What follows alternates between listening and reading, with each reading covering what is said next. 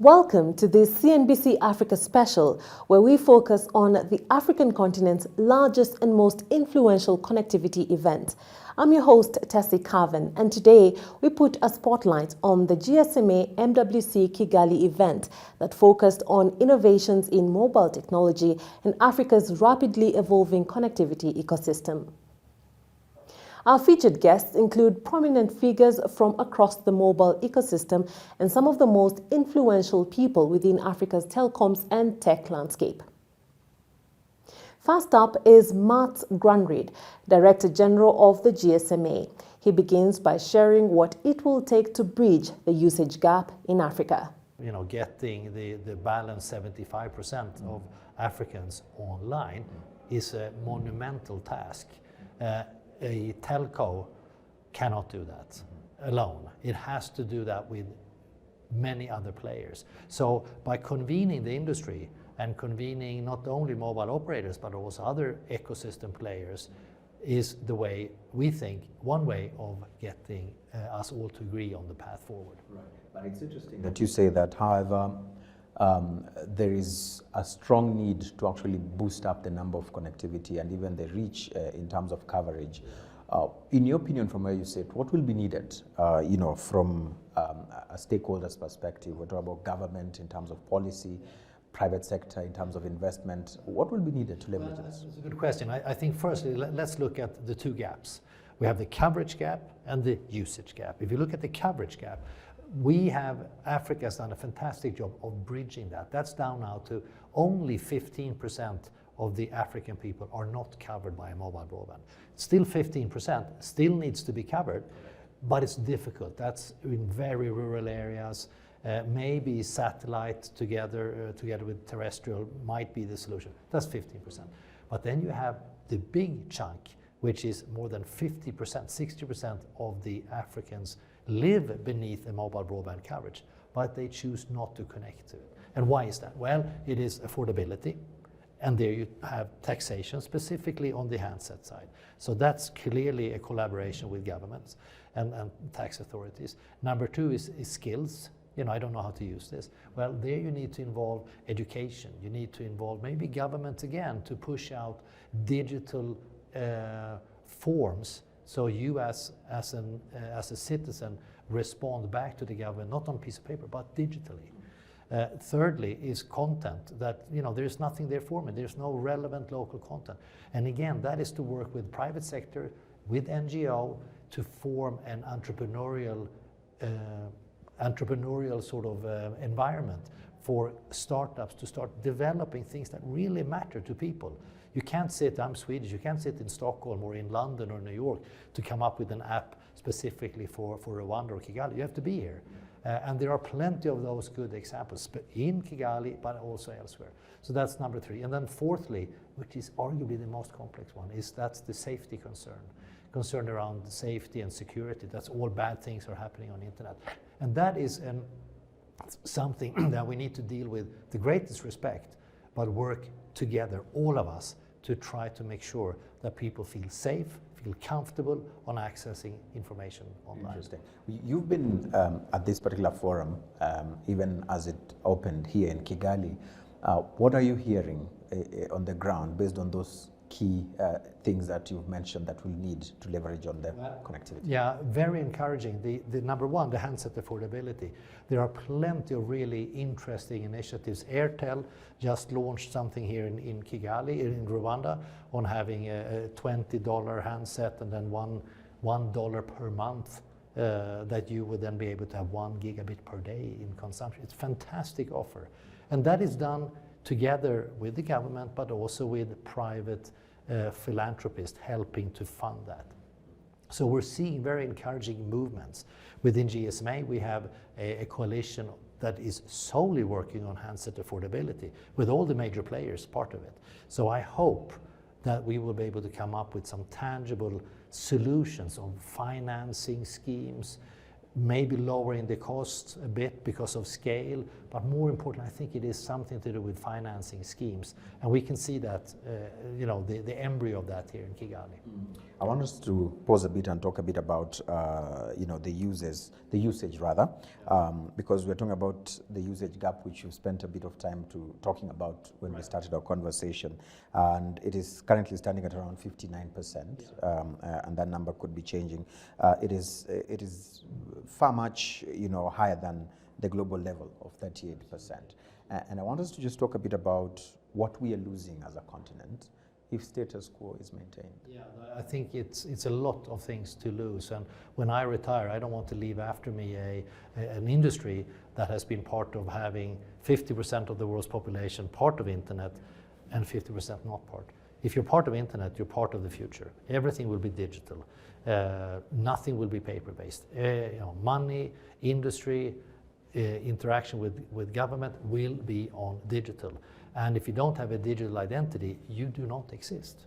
And we know there's 1 billion people that do not have an identity, and they should be able to use digital means to get an identity. So I think it's of paramount important to create one world that does not leave anyone behind. Right now, we're leaving 40% of the world behind, or as you said, that's sort of the global average. And that is not okay. And it's not just mobile industry. We have our work cut out for us, but it's governments, it's regulators, it is OTT players, it's content creators, it's NGOs, it's all these collaboration that needs to be in place to push the usage gap, to reduce the usage gap. Benefits would of course be more people will be part of the economy, more people will contribute and create a larger taxable base for a country or for a region, hence benefiting that country's tax amount of money. You as an individual, you will be part of the future. You will understand what's going on. You will be able to do your own business possibly on an iPhone or on a phone, I should say. And you as an entrepreneur, you will be able to develop your own application that can be something that is unique and that can help many other people thrive or have a better life. So I think it's all good. There's absolutely nothing wrong with it, and no one is working against us. But it is complex, and I think we need to respect that it is complex. But we as leaders of this powerful industry, the telco industry, the mobile industry, we have a duty, we have a responsibility to push this as hard as we possibly can. She is a technology enthusiast and has spearheaded a number of programs that have transformed the ICT landscape in Rwanda. Honorable Paula Ingabire currently serves as the Minister of ICT and Innovation in the government of Rwanda.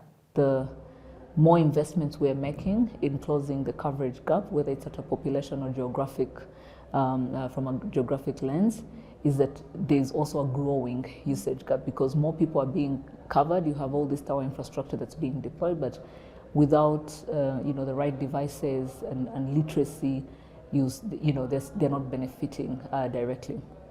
And so that's what we are seeing across the continent. And so the different partnerships that are forging across the board are really around how do we ensure at least those people that are very well covered can also access. We as a continent, I think we've also had the benefit where in many ways we're putting in place some short-term solutions towards closing the usage gap, and that means that, I'll give an example of Rwanda, where we've digitized almost all government services, they're online on Irembo, but because we know either people don't have the right digital literacy skills, they don't have the right device, or even the purchasing power, willingness to pay for the service, what happens is that then we've created an agent network that serves really as a short-term solution to how we close the gap. But then you need so many agents because at the end of the day, digital is about access. And if you still have communities where one would still walk for 10 minutes to find an agent, then we still haven't fully closed on that. And so really that's where we stand with that. But maybe just to finish off, what we are also seeing is that there are a number of barriers or things that are contributing to this widening usage gap. And the first one is affordability for most people. Affordability in the sense that the devices, all the electronic devices, but let's even start with a smartphone, which has also been a focus for many of our conversations because we're saying this should be the basic tool that any citizen should have. is still quite not affordable for many families. But also affordability has another angle, which is affordability of the services, the data, which is really what would allow for our people to benefit. The second barrier is digital literacy.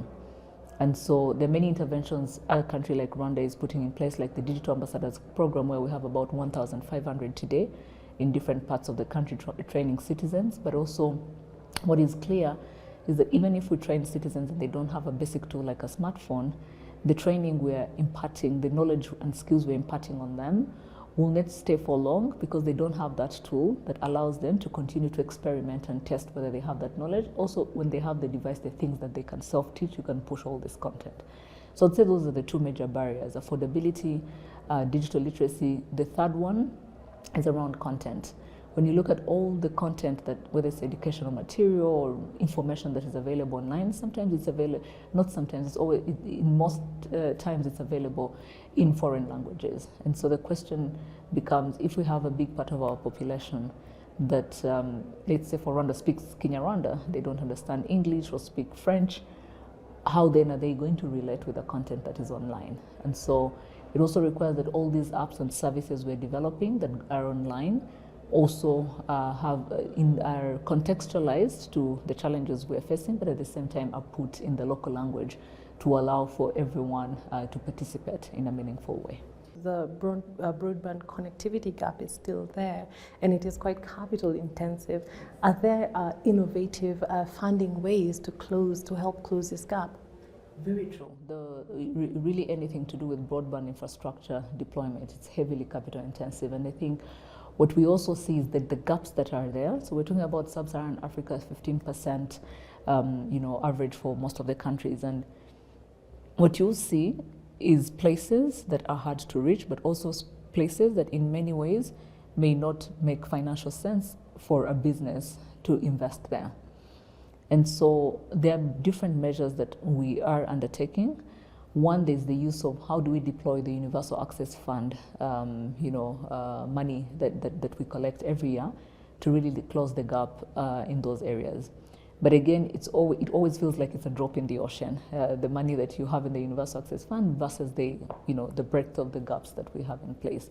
And so that's where, as you rightfully said, the need for innovative financing comes in, that really will see even governments making a substantial contribution through our different partners to really complement this private sector financing that can then allow us to close the gap. Because the gap that remains is the most complex in terms of does it make business sense, and so it's the one that will require innovative financing models beyond what we are currently seeing, that beyond what has been deployed today to close the gap as it has reached. We are seeing a lot of interest from development partners as well, which is great because they're able to bring in the money. And so what needs to be figured out is is experimenting with different models on how we deploy that capital, but also we incentivize the telecommunication companies. We've heard a lot from them, looking at taxation, looking at spectrum pricing, and we have to be open to that as governments, as policymakers, in order to figure out how we can unlock this capital-intensive investment that is required if we truly have to close the gap. Our next guest is the CEO of Axian Group, and he delves deep into the telco's strategy to accelerate the digital transformation agenda in Africa. Telecommunication, smartphone, digitalization is the tool that will help, that will enable the development of Africa. We've missed, let's be frank, maybe industrial revolution. We've missed maybe agricultural revolution. But the revolution, the digital revolution, Africa is not missing it. Africa is at the forefront of it. And Africa is ahead of the curve and is showcasing so many new solutions in terms of this digital economy that is mind-blowing. We can talk about mobile money. Today, you see how effective we are making effective the transaction on the continent, inside the countries and around with all the other countries. I mean, this is extraordinary. And we're just starting with transaction. Then we'll do banking solutions, we'll do loan solutions, saving solutions. So I'm really a strong believer that digitalization will be the real tool for Africa to unlock its huge talent and potential. Let's bring in 4G and 5G into this conversation because its importance or their importance cannot be overlooked. Can you tell me the importance or rather the commitments, the key commitments that Axian is making to ensure that 4G and 5G is available to those who really need it? Thank you very much. So I'll tell you a small story about 4G. 4G, when we started to do the development, we were among the first operators on the continent in 2015 to start 4G. And when we did 4G, we were still a little bit hesitant to bring 4G in the rural area. And we tested it in a couple of villages, and we've seen people were like questioning, do they have the skills to understand what they can do, etc. And I can tell you one thing, in Africa, we have all the skills. When you give the tools to people, they can manage to find the right solution.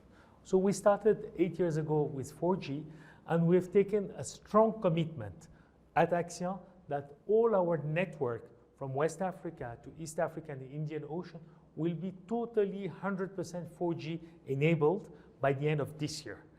Togo, where we are present, is already fully 4G. Senegal is 100% 4G. Madagascar is 100% 4G. Tanzania will be 100% 4G by the end of the year. Comoros is 100%, etc., etc. It's very important. That is the first commitment we've taken at Axian. Second commitment we've taken, we were the first to launch, before South Africa, 5G on the continent in Madagascar on the 26th of June 2020. And now, out of our markets, 80% of our markets are already 5G commercially launched. Not pilot, but commercially launched. We are very much focused to enable the economy with 5G technology that will help to accelerate all the digitalization of the sector. As we talk about all this, the digital divide is still an issue. Digital inclusion is still an issue. What commitments then is Axian making to ensure that that digital inclusion agenda is pushed forward? Today it's an issue, digital inclusion. Let's be very honest. You've got three main problems. First one is affordability. We must make sure that we are making affordable the smartphones, the data cost to the end customers. You're seeing that Africa is facing strong inflation because of the war, because of all what we know. Oil prices are surging, all the food items are surging. So it is a big challenge for our customer that purchasing power is reducing.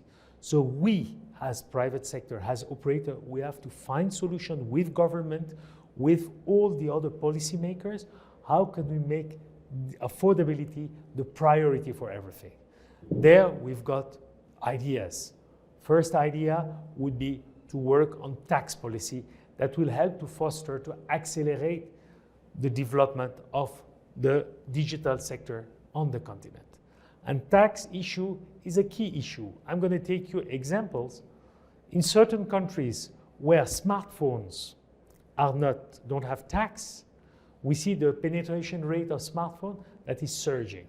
In other countries on the continent, we're seeing the totally opposite. That is, there is a direct correlation between the taxation level and the adoption of new technology, and particularly smartphones. So affordability is the main topic. We as operator, we have also to make sure that we're giving the right price plan, the right incentive, the right device financing model to empower our customers.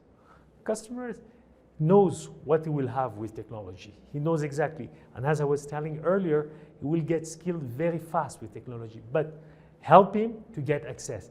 And always he will be faithful to you. Second problem, what we have to solve in terms of the ecosystem for digital inclusion. That is to say, schools must be totally connected with internet. Schools must have some courses about all digitalization that can bring to the economy, to their personal life, but also what they can do for their countries by having the right skill in technology.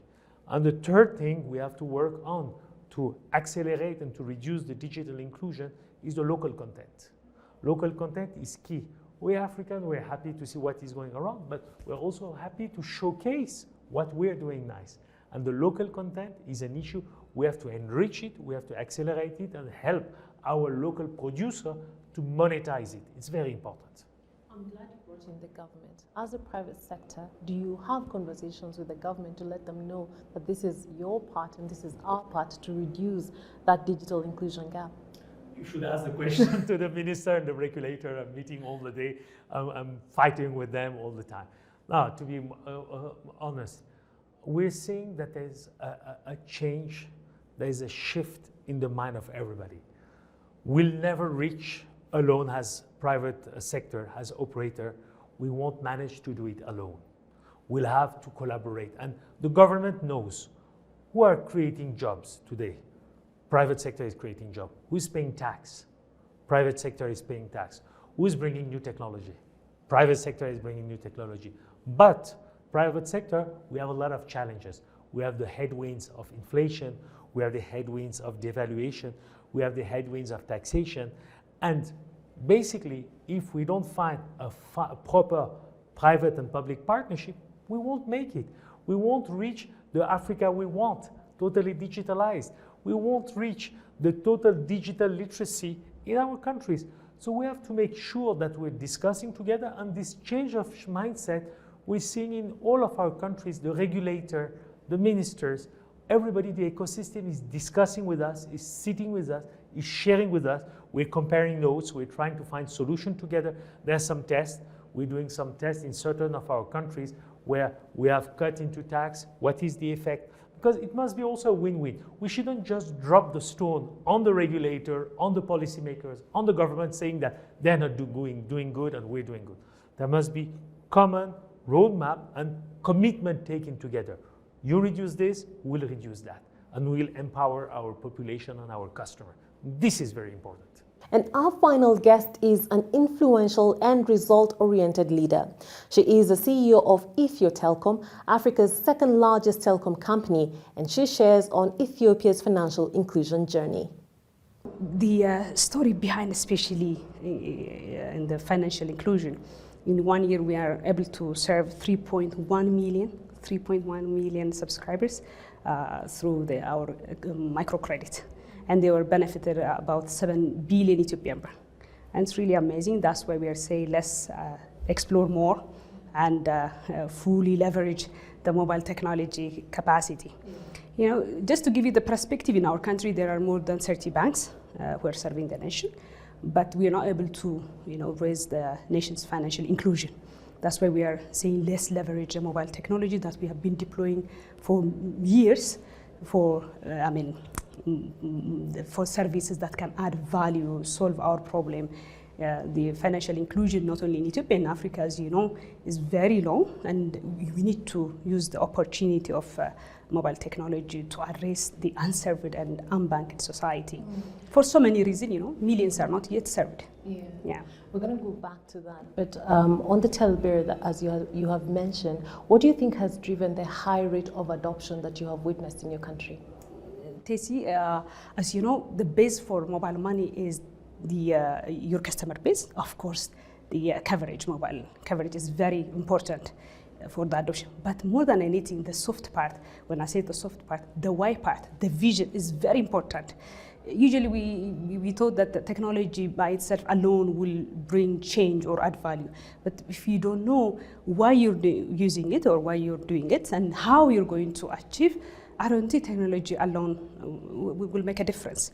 We need to have a clear vision and a strategy that can help us to realize the vision. So for us, for Ethio Telecom, day one, we were very clear what the mobile technology or mobile money can bring to our nation and how we can solve so many problems. We can take like companies who are not able to market their product and service, enterprises, government service. Millions of our people are getting service door to door, right? So, which is taking a lot of efforts and also resource. So, but millions are having now at their hand their cell phone. So we need to leverage that. So apart from the coverage that we have, Telecom has 99.1 mobile population coverage. That's the basic. And also we have across the country presence. And day when we launched the service, it was accessible for both non-internet users as well as for internet users through mobile application, Android, and as well as iOS, and through USSD. So we were covering the large population who are using currently mobile money. So that's one of the success factors, but the driving forces, having that clear vision and what problem that we can address through mobile money, we were very clear day one, and also the value that we can add as well. So we were, because of this clear vision, I believe we were able to influence partners, stakeholders. By the way, mobile money is not something that you do it as an operator alone. You need to bring multiple stakeholders on board. And to onboard them technology alone, I mean, the hard part is not enough.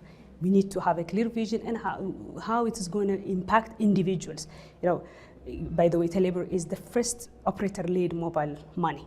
Of course, there are mobile wallets led by banks, but we haven't seen so far this much adoption and transaction like we are doing it today. So that's very important that I would like to underline, apart from having the technology, the hard part, and the software, having a clear vision and the strategy. Yes, this is very important, and onboarding, you know, and also the awareness.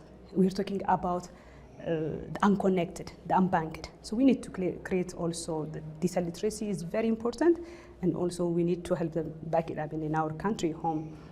We need to also teach, create awareness, you know, education as part of using mobile money as well as mobile technology is very, very important. Thank you for watching the CNBC Africa special, where we featured crucial conversations with key voices from this year's GSMA MWC Kigali. Until next time, bye for now.